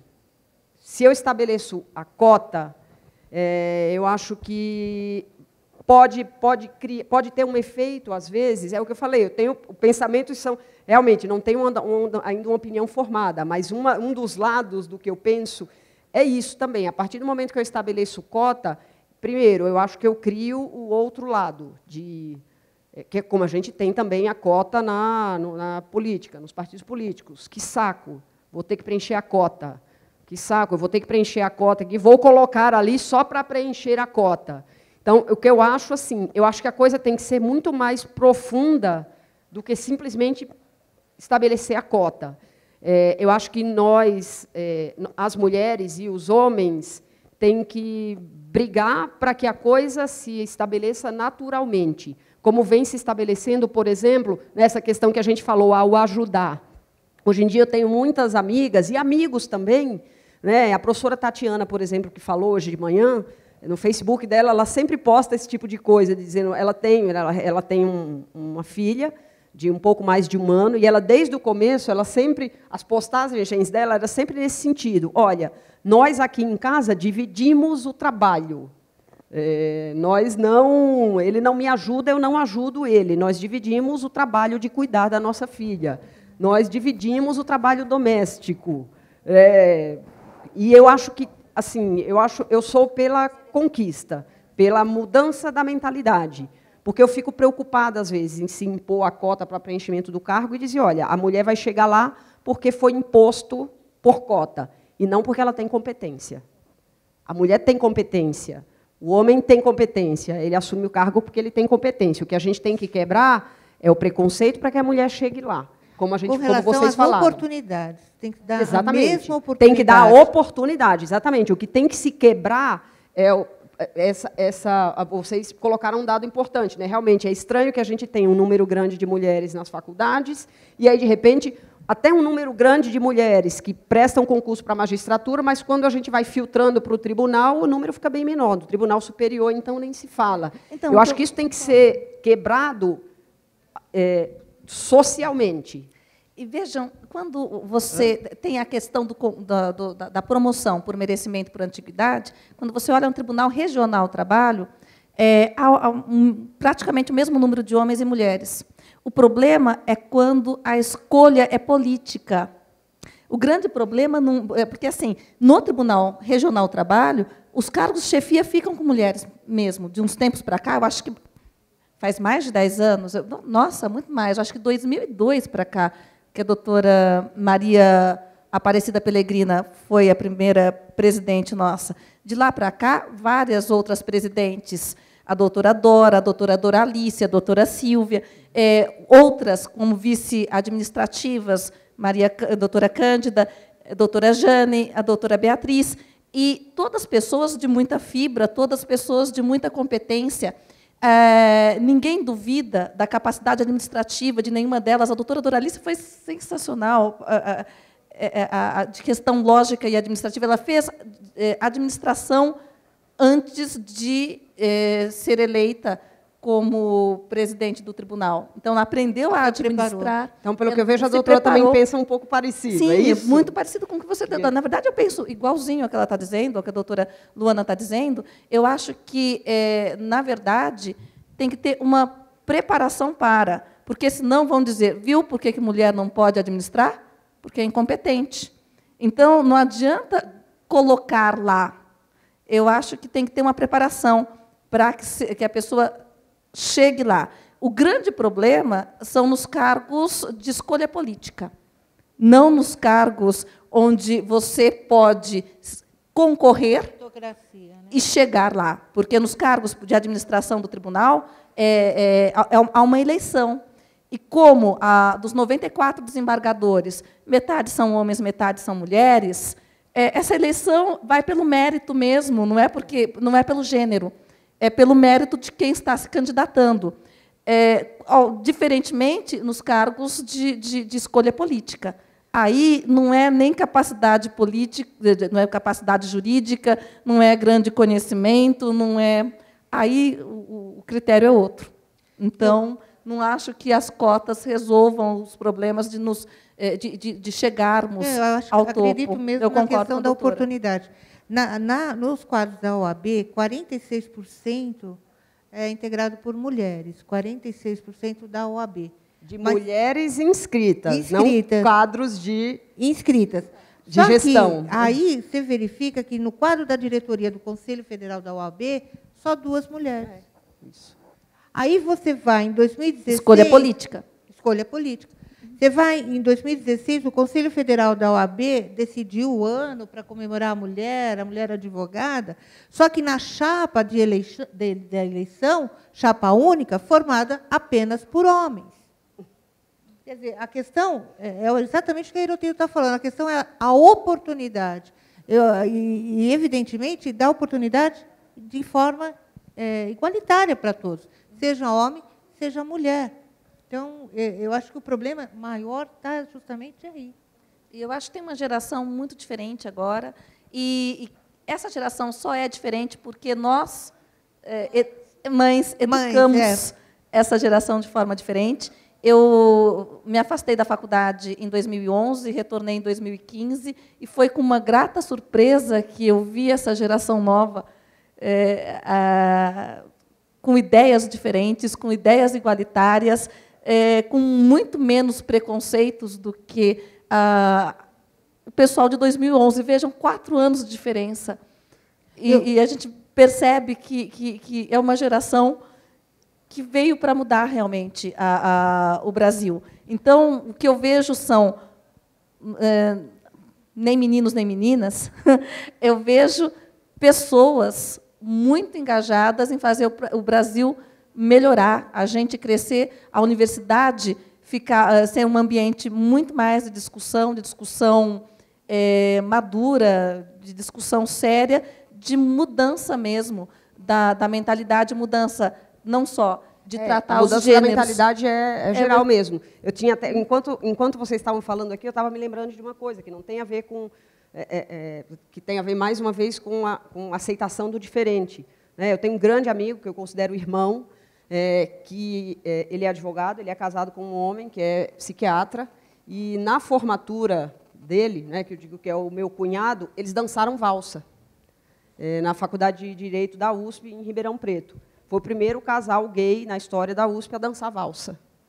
E foi assim, e foi muito engraçado, porque o mais interessante, que eu achei legal isso, é que não tinha ninguém na festa olhando para eles e dizendo: olha lá um casal de 2 homens dançando valsa.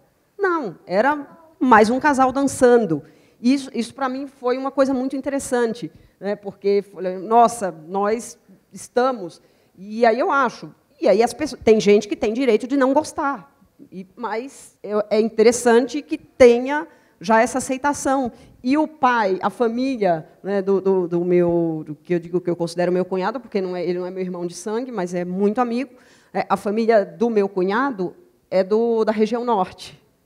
Também, e é muito engraçado ver os pais deles, o pai dele, principalmente, que aí a gente imagina, mais uma vez, que teria um preconceito maior, uma dificuldade de aceitação, era o pai, mas eu acho que estava filmando aquela festa, aquela dança com maior entusiasmo. Eu acho que o meu grande sonho é não precisar discutir mais isso. Meu grande sonho é a gente não precisar discutir mais isso. O grande sonho é a gente não precisar estar aqui falando de mulheres no direito, ou igualdade de gêneros, ou liberdade homoafetiva. O meu grande sonho... Eu acho que o caminho... Mas que bom que existe essa caminho está sendo trilhado. Eu acho que o caminho está sendo trilhado, e eu sinto muito essa diferença. Sou um pouquinho mais velha, daqui de vocês, e eu sinto essa diferença de forma palpitante. Vejo que, eu acho que a grande responsável pelas mudanças, primeiro são essas aberturas, etc., mas é o que se traz de casa. Vocês, futuras mães, de mostrarem aos seus filhos homens que as mulheres... Mães e não mães também, hein? Porque eu não sou mãe, mas eu mostro aos meus alunos, aos meus sobrinhos. Eu quero dizer o seguinte, na verdade, meu filho tem 35 anos. Meu filho, na verdade, nós crescemos juntos.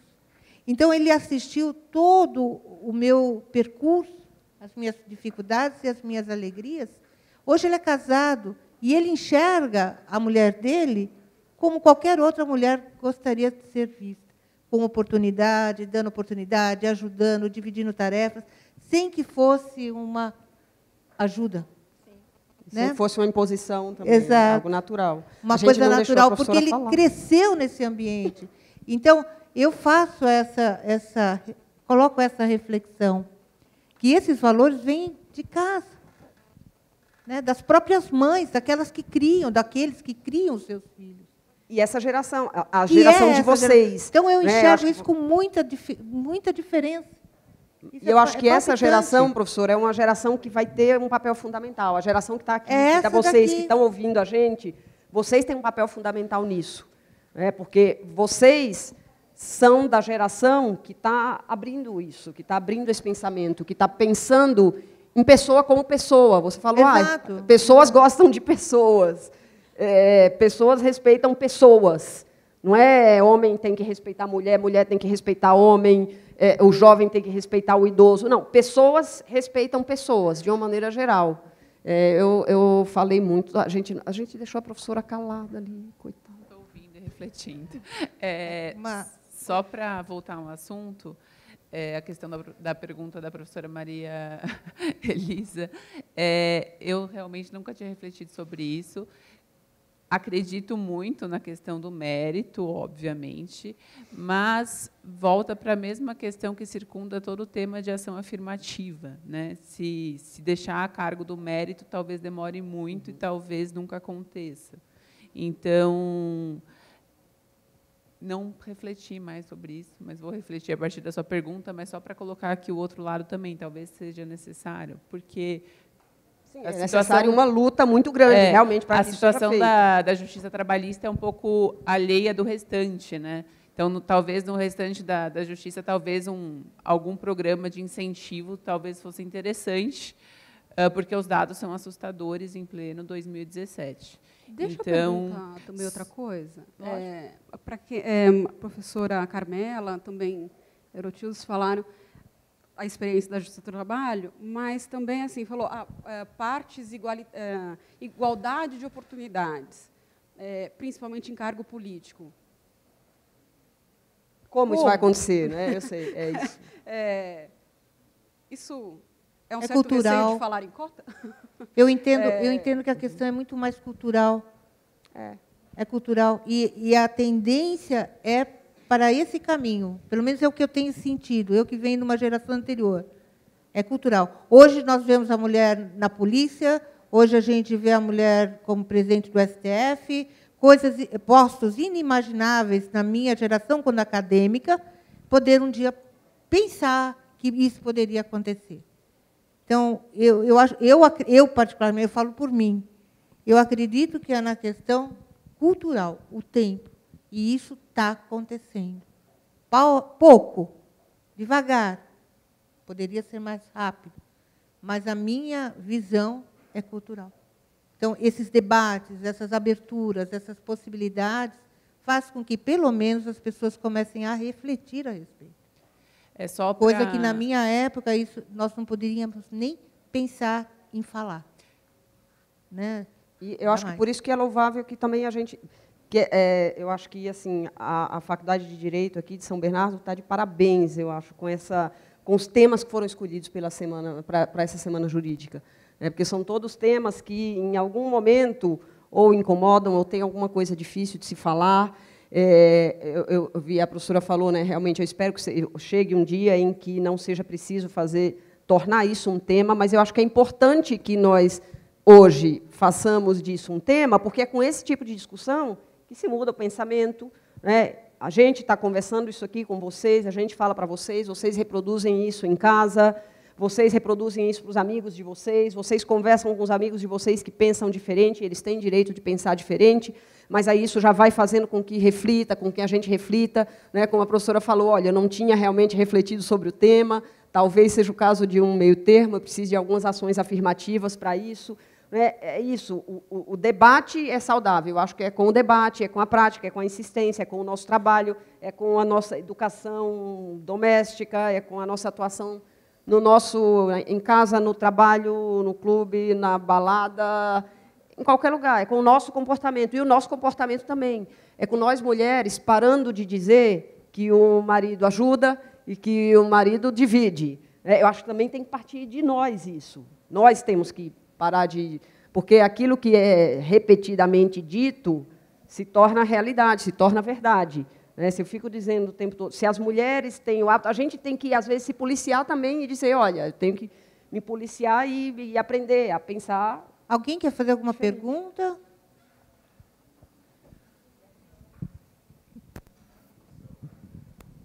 Só vamos atentar ao tempo, ok? Boa noite. 4 mulheres falando aqui em cima, né? A gente vai até amanhã de manhã. Deixa a gente conversar, né?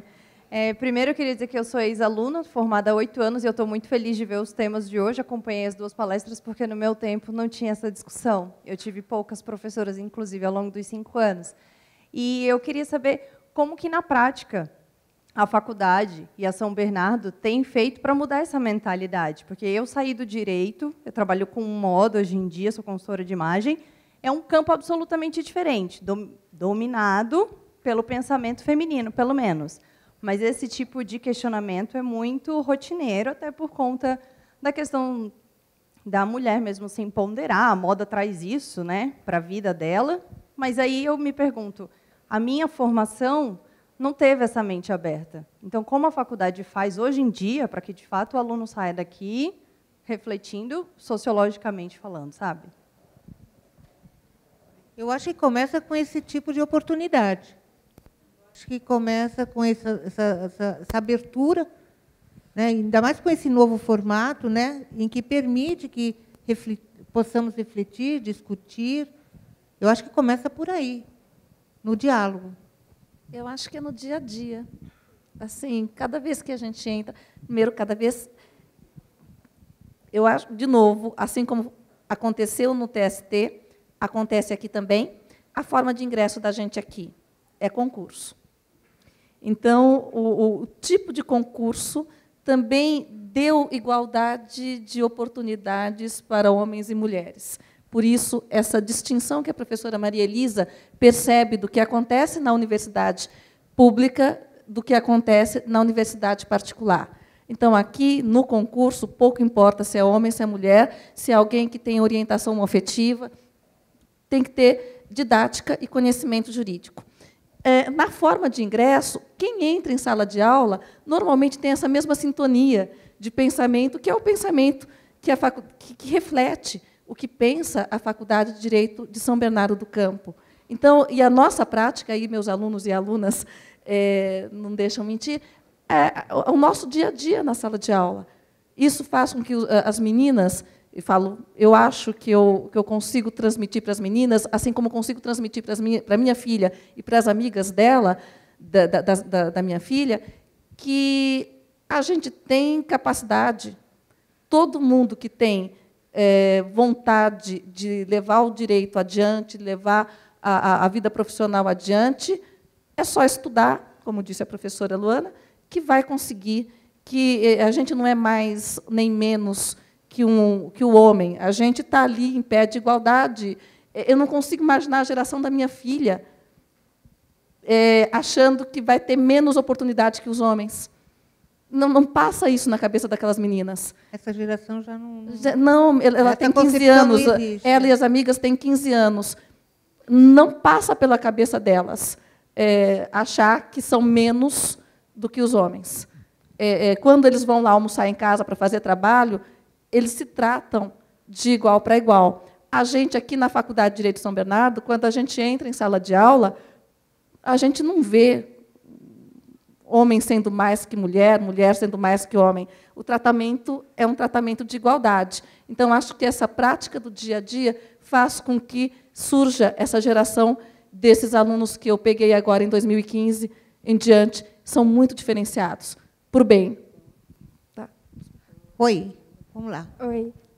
Primeiro, eu queria colocar aqui, na linha do que a professora Orotilde mesmo falou, a professora Carmen também fala bastante de como as mulheres procuram mais concurso público até do que homem, por essa questão de que você vai fazer uma prova e ninguém vai perguntar para você, se seu filho ficar doente, quem que vai cuidar, né? Pelo menos na fase escrita, ninguém vai perguntar esse tipo de coisa. E que tem estudos, inclusive, nesse sentido. Eu queria perguntar para vocês qual que vocês acham que é o papel do feminismo nisso, porque, querendo ou não, tudo que a gente falou aqui hoje é sobre feminismo, é sobre ter mulheres em espaços de poder. A ONU também está com aquela campanha do 50-50, de equidade de gênero, e antes foi o feminismo que levou as mulheres a estarem em espaços de poder. Esse ano, vocês falaram de várias mulheres magistradas, esse ano foi a primeira vez que uma mulher trans fez uma sustentação oral no STF. Nunca isso tinha acontecido antes. E até porque a população trans está 90% na prostituição, e não porque ela quer, mas porque é esse espaço que é colocado para ela. Mulheres negras, então, também super pouco. A gente tem várias professoras mulheres aqui na faculdade, mas a gente não tem nenhuma professora negra, pelo menos titular, que eu saiba. A gente tem alguns professores homens negros, que acho que é um ou dois, mas a gente não tem nenhuma mulher negra, né? Como no STF, né? Nós temos 3 mulheres, né? E não tem nenhuma negra. Eu só vou falar minha origem, tá? Minha origem, assim, aparentemente eu sou verde oliva, eu acho. Aparentemente eu sou verde oliva. Mas, assim, de novo, sou da região, meus pais são nordestinos, posso não aparentar ter ascendência negra, mas, sim, tenho ascendência negra, o cabelo é pintado e alisado, e alisado. Mas eu acho que Beatriz, não é? A Beatriz tem toda a razão, existe realmente uma minoria que tem que ser efetivamente empoderada, mas quando ela perguntou qual o papel do feminismo, eu vou repetir coisas que eu ouço, adoro novas gerações, eu adoro ter filhos, porque senão eu estava nos Beatles ainda, eu estava gostando só dos Beatles. Agora eu gosto de Ariana Grande. Mendes. É Mendes? Gosto do Mendes. Não é? Mas ele é lindo. Lindo. Não dá para sonhar com ele, porque ele é lindo, mas é para minha filha, não é para mim. Mas dá para sonhar com um genro como o Mendes. Mas coisa que eu ouvi da geração delas, elas comentando entre elas, no dia 8 de março, no Dia Internacional da Mulher. Sabe o que eu queria, mãe? Queria ser livre para escolher até ser só esposa. Então, eu acho que o novo feminismo é um feminismo que deixa a mulher tão livre, tão livre, tão livre, que se ela quiser ser só dona de casa, é direito dela. Tá, mas E não é só dona de casa. Que Também. não eu vou ser linchada. Mas se ela não quiser trabalhar fora, é direito dela. Ela pode. Inclusive de ser bela, recatada e do lar, né? Não ser discriminada por essa opção. Ninguém ser discriminado pela escolha que faz. Como eu não ser discriminada porque não quero ser mãe, como ela é discriminada porque não quer... alguém não ser discriminado porque prefere ser Mas dona de casa. Alguém... só para fazer o link com a pergunta da Beatriz, o feminismo é isso mesmo. Né? O feminismo é a mulher ser livre para ser o que quiser. Então, o papel do feminismo é o que a gente está conversando. Na verdade, esse painel, essa conversa é feminismo no direito. Então, é questão de igualdade, não é superioridade, não é uma cota para a mulher ultrapassar o percentual de homens. Não, é só para chegar numa igualdade que, visivelmente, pelos dados que a professora Luana trouxe, não existe em 2017. E todas temos experiências tristes do estilo vai despachar, vai de saia. Vai despachar, vai de saia. Mas é um brocardo usado há décadas que ainda é ouvido, que é absurdo, certo? Então, com base nisso, eu acredito ser necessário, eu discordo até da professora Ada, eu lembro da opinião dela, de que mulheres no processo civil não deveriam existir. Também foi um debate com a professora Tereza Rudalvin, e, no final, ela acabou apoiando, ela está apoiando, e é necessário. Porque é isso, as ações afirmativas realmente são necessárias, mesmo, porque elas provocam mudança de pensamento. Sim, e por que é necessário? Eu acho que um ponto também é a questão da indicação política só de homens para esses cargos. É uma questão de indicar quem eu conheço, em quem eu confio. E quem eles conhecem, quem eles confiam? Nos colegas. E, normalmente, esses colegas são homens. Não necessariamente. Às vezes, são interesses outros, políticos. Isso realmente... político. Então, mas o interesse realmente é devastador. Mas o interesse político de alguém que ele conhece, alguém que tem influência. Ou não. Porque isso me chamou isso a atenção. Não necessariamente. Viu, professora? Isso que você falou de vai despachar, vai de saia. E eu já escutei também. Não é? Manda a estagiária mais bonita do escritório. Né? Eu sou muito persistente nas coisas que eu quero fazer, nas coisas que eu resolvo fazer. Mas eu já escutei muitas vezes aquela perguntinha, né, irônica de você vai lá, você consegue alguma coisa difícil de se conseguir quando você vai despachar? Consegue uma decisão que ninguém, né, que as pessoas achavam que ninguém ia conseguir, de alguém perguntar, o que foi que você fez lá para conseguir isso? Escutei isso várias vezes. Como escutei também já, o que é que essa baiana está fazendo aqui? Então, assim, é o diferente de várias maneiras. Né? O que é que essa baiana está fazendo aqui? O que é que você fez para conseguir isso? Nossa, quanto tempo você ficou lá dentro? Estava sozinha? Isso. Você foi de saia? Bom, foi de decote? Eu queria... eu já escutei muito isso. Mas eu acho que a geração de vocês é a geração que está mudando isso também, que está trazendo uma mudança bastante significativa. Bom, mais alguma colocação? Eu realmente fico encantada com essas oportunidades, eu acho isso um diferencial muito grande, principalmente da nossa instituição, a iniciativa da coordenação. Tenho certeza que, se não todos, pelo menos a maioria, inclusive eu me coloco, que vou sair daqui refletindo algumas coisas que nós conversamos. Eu acho que é o grande propósito desses encontros, não é trazer resposta pronta, mas levar a uma reflexão. Eu acho que o objetivo foi alcançado. O respeito que se prega, que eu acho que é importante, é o respeito ao ser humano. Isso é fundamental para uma sociedade. E é isso que a gente espera para o futuro. Muito obrigada, professora Luana Pedrosa, de Figueiredo Cruz. Quero agradecer... da Faculdade de Direito de São Bernardo do Campo, que muito nos orgulha, queria lhe passar um certificado de participação. Obrigada. Muito obrigada, professora. Vou tirar uma foto nossa aqui. Agradeço a professora Bianca, agradeço a professora Erotilde, agradeço a todos os professores presentes, a todos os alunos e alunas, ao coordenador, autoridades, e uma boa noite. E até amanhã temos arbitragem final e júri. É isso? Até amanhã, se Deus quiser. Tchau, tchau. Pessoal, boa noite e obrigada também.